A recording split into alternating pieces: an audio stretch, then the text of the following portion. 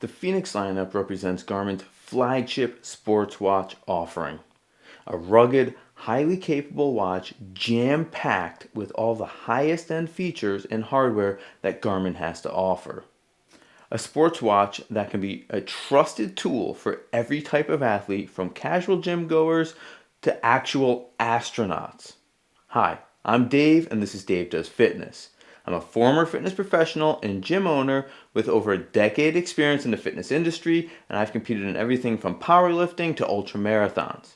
Now I work to find the best ways to push a hybrid approach to fitness and share my knowledge and experiences with you. This Fenix 8 on my wrist was purchased with my own money, and this is my honest review after using it for about 3 weeks now. Prior to the Fenix 8, I've owned a multitude of Garmin watches like the Epix, Fenix, and Forerunner watches over the past 6 years, and you can sprinkle in some Samsung smartwatches as well. For this review, I'm going to approach this in a few different parts, and there will be chapters throughout, so if you want to hone in on a certain part of the review. First, we're going to review the Fenix 8 as a standalone product for those that may be unfamiliar with what the watch has to offer. Then we'll review the Fenix 8 as it compares to past models of the Fenix or Epix lineup. After that, I'll talk about my own experience with the watch over the last 3 weeks, and finally, we'll take a look at the value proposition that the watch has and whether it's worth your money to go on your wrist. Ready? Let's go.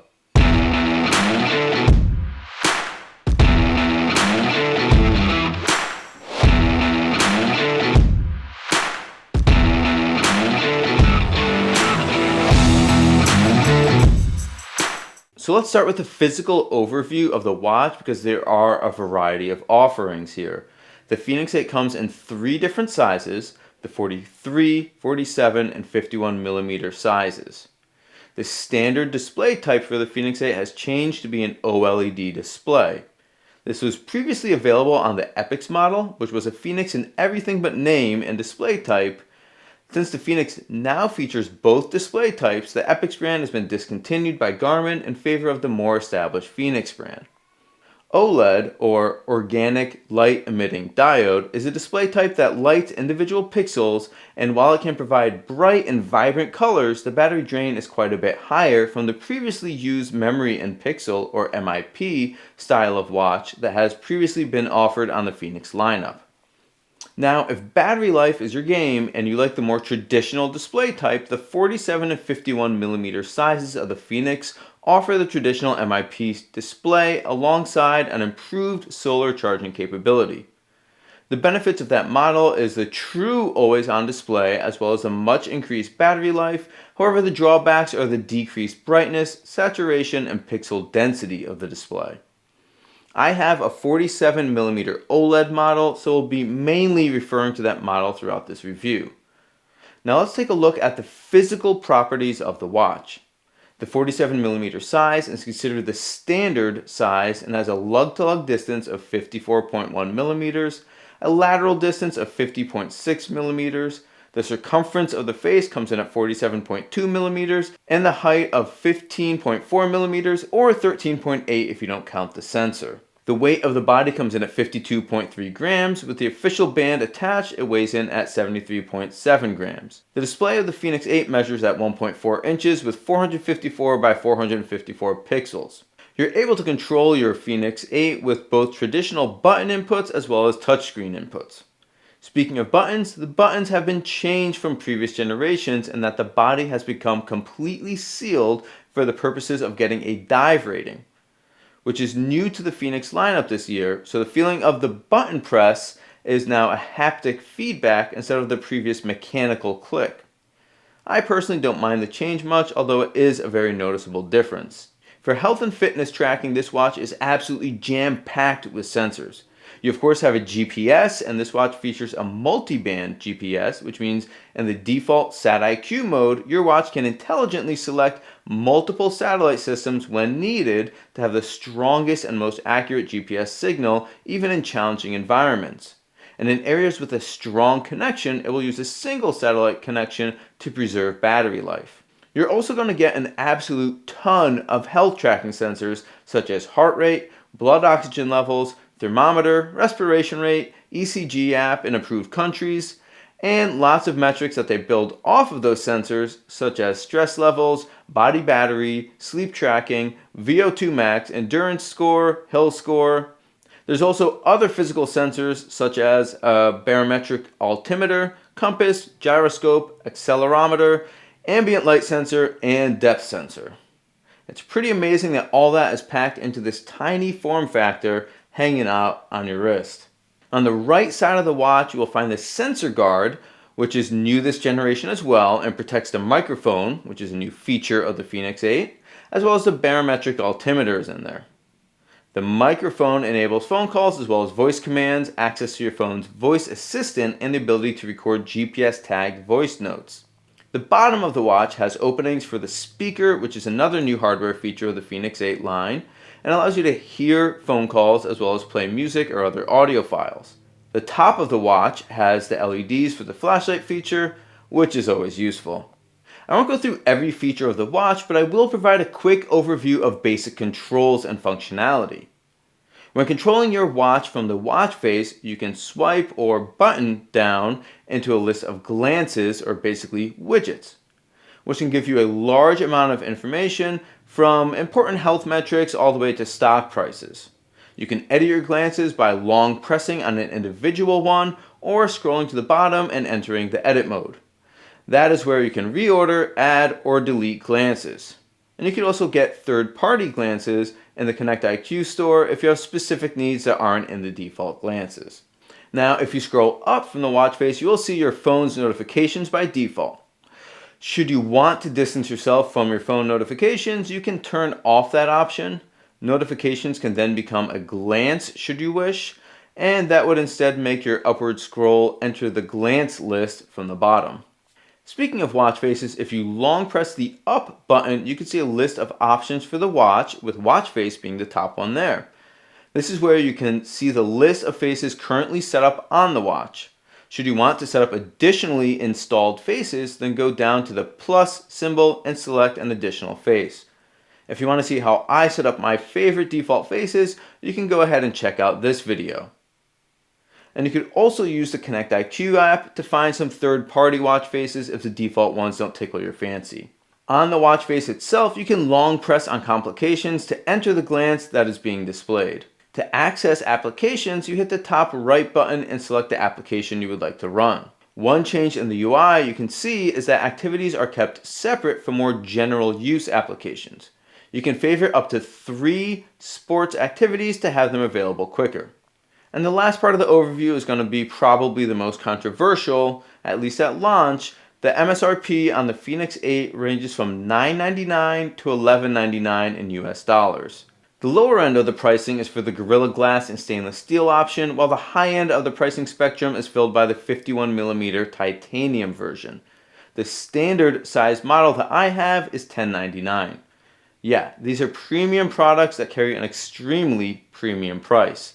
Hey, real quick, if you're enjoying this video and find the information helpful, please consider throwing a thumbs up below. And if you support a small, growing channel like mine, I spent a lot of time and effort to make this video, and the few seconds it takes to hit subscribe means the world to me. Thanks so much. Back to the video. So Garmin historically works on a roughly 14 to 18 month update schedule, meaning it's been 14 months since the Fenix 7 Pro and Epix Pro came out, and 32 months since the Fenix 7 and Epix Gen 2 were released. So that means it's plenty of time to make improvements and have some sizable differences from the Fenix 7, the Epix, and the new Fenix 8, right? Sure, there are definitely some differences. There are both new hardware and software features, so let's jump into those now. You're going to be getting a larger display on most models. The 43mm, previously called the S and measuring at 42mm, has gone from 1.2 inch display to 1.3 inch display. The 47mm size went from 1.3 inch to 1.4 inch display, and the 51mm sticks with the same 1.4 inch display as the previous models. The larger display on the 2 smaller models is convenient, and you can either fit more text on the screen or have the same amount of text appear larger to you. While I'm not sure the actual size of the battery, the Fenix 8 is rated for 7 days with always on display enabled, and from my testing that holds accurate. That is up from 6 days on the Epix Pro. The Fenix 8 MIP is increased to 21 days or 28 days with solar, up from 18 days or 22 days with solar on the 7 Pro. And speaking of the MIP model, the solar ring included in those models has improved efficiency so much that not only do you get an additional 6 days if you're getting regular sun exposure, but it also negated the need for the solar cell on top of the display. The end result is a display with increased visibility and clarity and none of the tinting that the older models would have. As mentioned earlier, you're getting new dive-proof body, which means the buttons have been changed and you get both a scuba and snorkel activity added in. This also adds convenience to anyone doing swim activities, as previous watches could experience issues if you're doing any button presses within the water, so this eliminates that risk. This is borrowed from the Dive Focus Descent lineup, and while it does not offer the same literal diving depth or depth of diving features that the Descent has, it provides plenty for most recreational divers. There's also a speaker and microphone that allow functionality that was previously only on the recent Venue series. The software making use of this includes on-device voice commands that allow you to control certain watch functions. I'll throw up a list of commands now since there's just a decent amount to walk through each one. Pause the video if you want to take a closer look at these. Another way the mic and speaker are used is to access your phone's voice assistant. This includes Siri, Google Assistant, and Bixby. The functionality here is dependent on what your assistant has permissions to access, the phone you're using, etc. But of note is that users are able to reply to text messages with dictation, and that includes iPhone users making use of Siri to access the otherwise unreachable iMessage. And if you've ever been out on a run and had a great idea, but you realize you've unfortunately left your spiral-bound notebook at home, then fear not. You can now record voice memos and even have them be GPS tagged so you know where you were struck with inspiration. And finally, as expected, you can use the mic and speaker to hold phone calls with passable levels of audio performance. And while you're out on that run, if you're using the round trip distance feature and stray off course, the Fenix 8 has a new intelligent rerouting to keep you on track to meet your target distance while getting back to your starting point. The UI itself has quite a few updates, and it can be debated if they're considered upgrades at this point or just a modernization of the design. The UI is definitely modernized from the font used, the more vibrant colors used, the design elements presented on most screens, some of the layouts like the applications, the sounds that note the start and end of activities and when goals are reached. One feature that is debuting on the Fenix 8, even though it isn't even on the watch, is guided strength training programs. Similar to how you can get coached programs for running or biking, if you have a Fenix 8, you're able to find strength training programs listed within your coached programs in the Connect app. These programs will guide you on one of 3 paths: power development, strength and muscle development, or muscular endurance development. If you're interested in seeing that in action, I have more of a deep dive into the feature in this video. So that's a pretty decent list of what's new. So then what hasn't changed? 2 of the core components of the watch are exactly the same as the previous generation. The sensor array on the back of the watch is the Elevate 5 sensor. Originally introduced in May of 2023 on the Pro models of the Fenix 7 and Epix Gen 2, this sensor array is still industry leading when it comes to accuracy of wrist-based unit for GPS as well as heart rate tracking. Most did not expect a new generation of sensors so soon, but it is still worth noting that the 8 series has the same internals as its predecessor. Now, Garmin doesn't reveal much about their processors or processing power, but based on my observation, I think it's a safe bet that the same processor that is used in the Pro models from 2023 are also the ones being used in the Fenix 8 lineup. The performance of the watch and the fluidity of the UI do not suggest an increase in computing power. So while there are a decent amount of new hardware and software features, the real heart of the watch is the same as the previous generation. Okay, so now let's talk about my thoughts about using the Fenix 8 for about 3 weeks now. I'll start with the watch itself. Coming from an Epix Gen 2 base model, I did appreciate the now larger screen and the ability to get menu fonts a bit larger and read a bit more of text messages that came in. The new buttons seemed fine to me, even though I know many people are upset about the loss of the mechanical feedback. It really doesn't bother me. I've had a Fenix or Epix for about 4 years now, so I'm very used to the weight of the watch, and having the slightly lighter titanium for the first time was a welcome upgrade, even if it was barely noticeable. I saw that multiple models with the natural titanium bezels came with a natural titanium sensor guard in Europe, and I instantly got jealous knowing that I've got a spot of orange on my watch no matter how else I want to dress the watch up. Hey Garmin, why don't you sell some replacement sensor guards that come along with a little tiny Torx so you just can swap to another color or get that natural look? As I mentioned earlier, I found the 7-day battery estimate for always on display to be accurate. That included about an hour or so of activity per day, with the majority of those days including GPS tracking and Bluetooth streaming. The first thing to know about my software experience, and if you saw my unboxing video you already know this, the initial software that this shipped with was pretty bad. It was software version 10.17, and I had it freeze and had input lag multiple times. I was surprised at how bad it was, to be honest.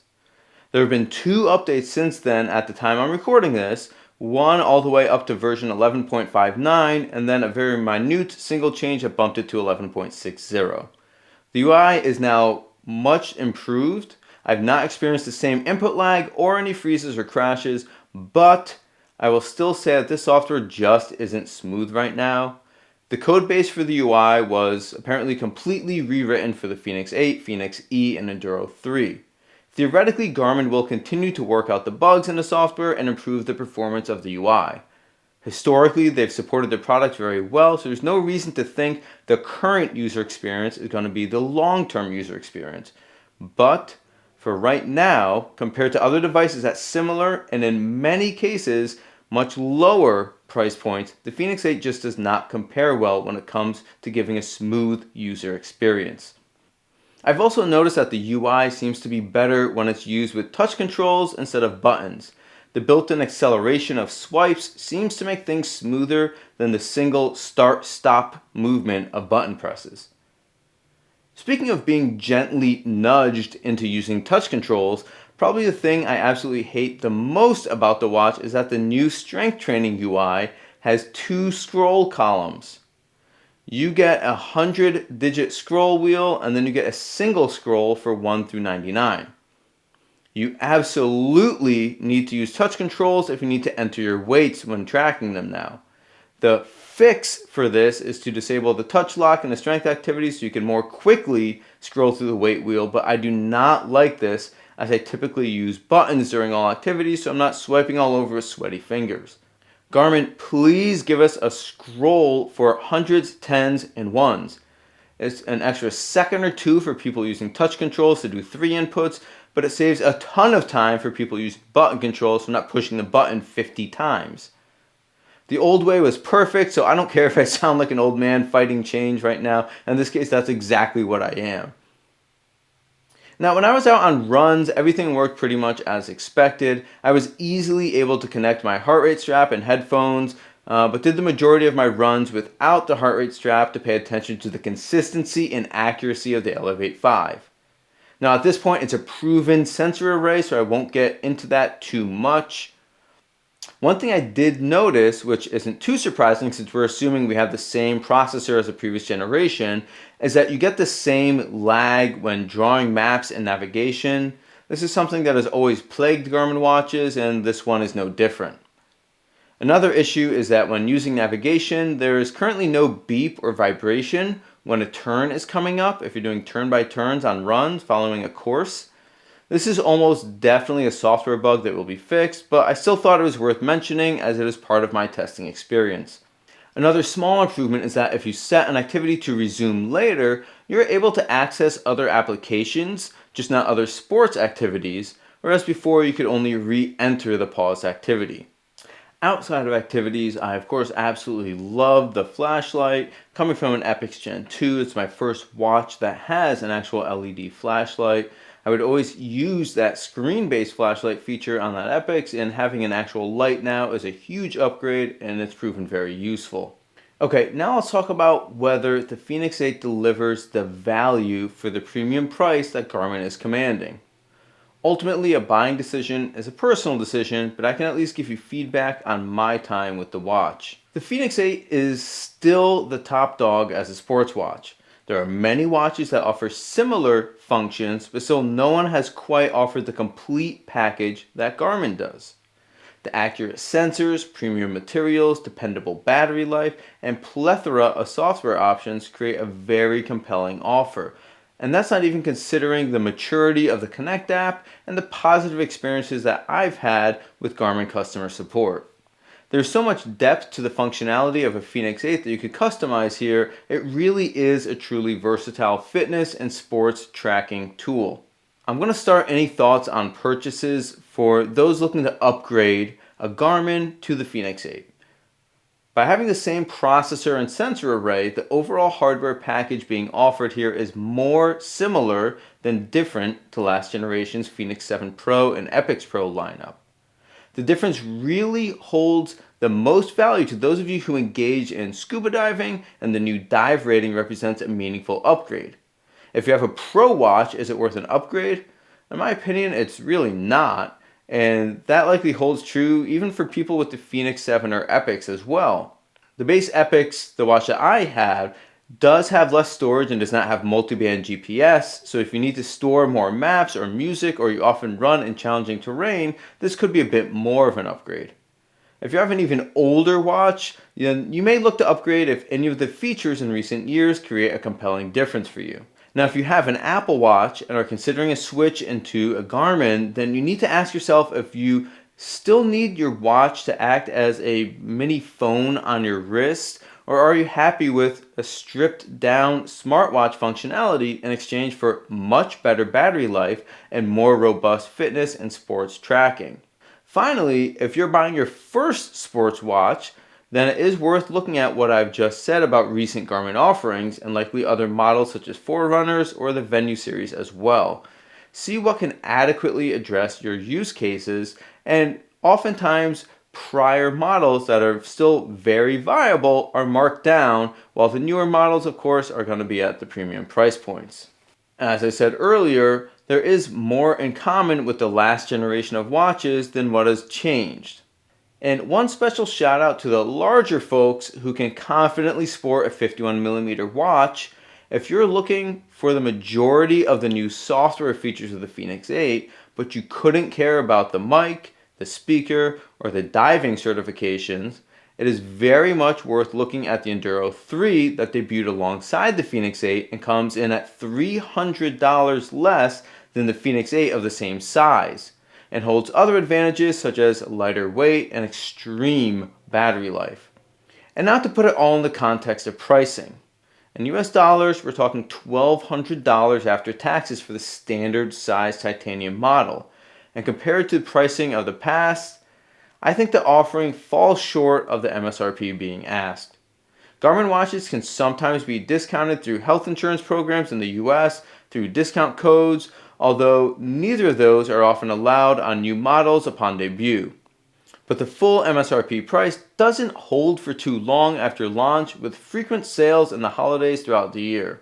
Particularly given the current state of the software, I would 100% recommend taking your time finding one at some type of a discounted price, giving your wallet a break, and giving the Garmin team time to work through this newly crafted code base for the Fenix lineup and get it in a more mature state. So is the Fenix 8 the most advanced watch that Garmin has ever put out?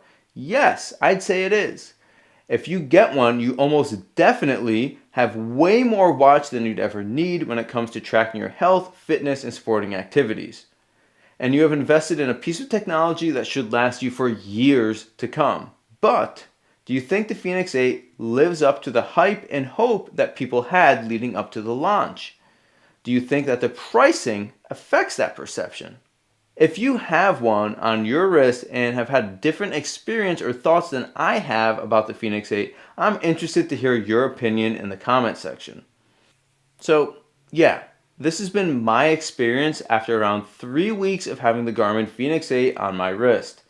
If you'd be interested in hearing my thoughts after a longer period of time, say when the software has settled, more features on the watch have been explored, maybe in 90 or 100 days, let me know in the comments and I can get that scheduled on the calendar. I appreciate you making it to the end of this one and hope you got what you're looking for in my Fenix 8 review. If you did and would consider throwing a thumb and even subscribing to the channel, I'd really appreciate it. As always, I'm Dave and this is Dave Does Fitness. Have an awesome day and stay fit.